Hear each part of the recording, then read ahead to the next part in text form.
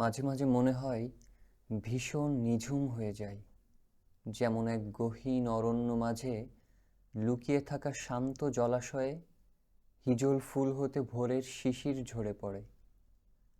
কখনো বা মনে হয়েছে হিজল ডালে বসে থাকা ঘুঘুটির মতো নিঃসঙ্গ হয়ে যেতে, পৃথিবীর কোনো জনমানবের সাথে যার কোনো পরিচয় নেই, যাকে শুধু চেনে বসন্তের ঝিরিঝিরি বাতাস আর গুটি কয়েক নক্ষত্র।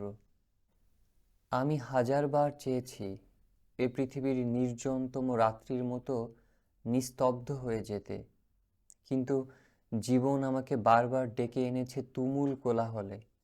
তারপর চুপিসারে বলেছে, এক জীবনে এত সুখী হওয়ার নিয়ম নেই এখানে, কিছু নীল রঙের দুঃখ খরিদ করিতে হবে অতি অবশ্যই।